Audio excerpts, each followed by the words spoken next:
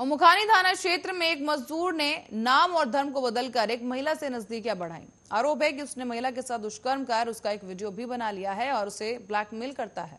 कई दिनों के बाद जब पता चला कि आरोपी दूसरे धर्म का है, तो आरोपी ने दूसरी बार 1 सितंबर की रात दुष्कर्म की कोशिश की तो पीड़िता ने पुलिस से शिकायत दर्ज करा दी।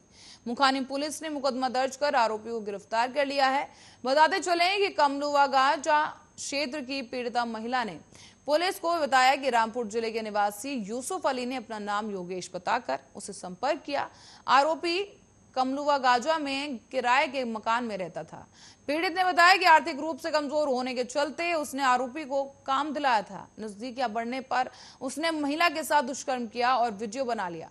इसके बाद वो आए दिन महिला को बदनाम करने की धमकी देने लगा और उसके साथ दुष्कर्म किया गया।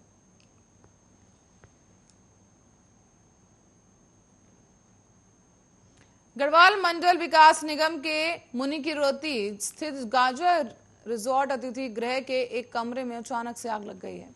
बता दें कि हादसे के वक्त कमरे के भीतर 2 बच्चियों समेत 4 पर्यटक रुके थे। किसी तरह से चारों पर्यटकों ने खुद को सुरक्षित वहां से बाहर निकाल लिया है।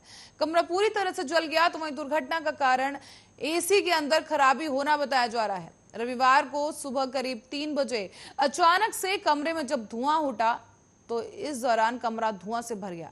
ऐसे में कमरे में परिवार समेत सो रहे रोहिणी दिल्ली निवासी तनुज चौधरी जाग गए। उन्होंने तुरंत अतिथि गृह के कर्मचारियों को मामले की सूचना दी, जिसके बाद कमरे में ठहरे हुए सभी लोग सुरक्षित बाहर आ गए।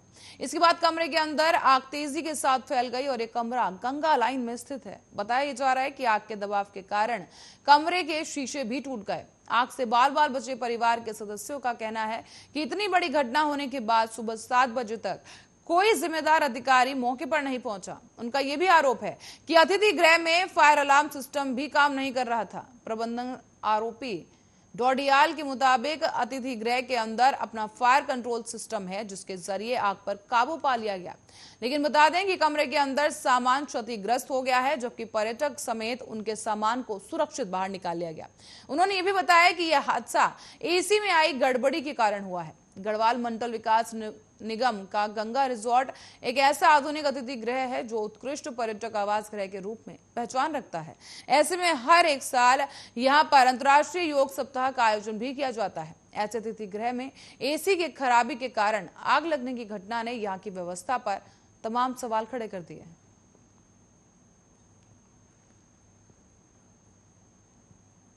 और देहरादून के नए एसएसपी जन्मेजय प्रभाकर कैलाश खंडुड्डी ने चार्ज ले लिया है। इस दौरान उन्होंने अपनी प्राथमिकताएं भी गिनाई हैं।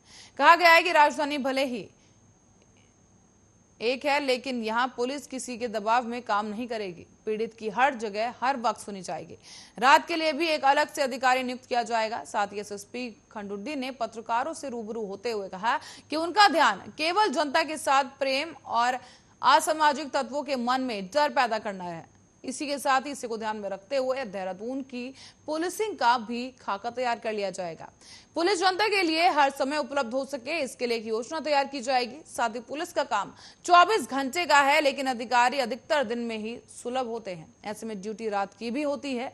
ऐसे में उनके आवास के दरवाजे तो हर वक्त खुले ही हैं। साथ ही रात में ड्यूटी के लिए अफसर भी अलग से तैनात कर दिए गए हैं। और इसके साथ आपको बताते चलें कि पुलिस के दबाव वाली बात पर कहा गया कि मुझे ध्यान नहीं कि किसी ने उन पर गलत काम के लिए कभी दबाव डाला हो।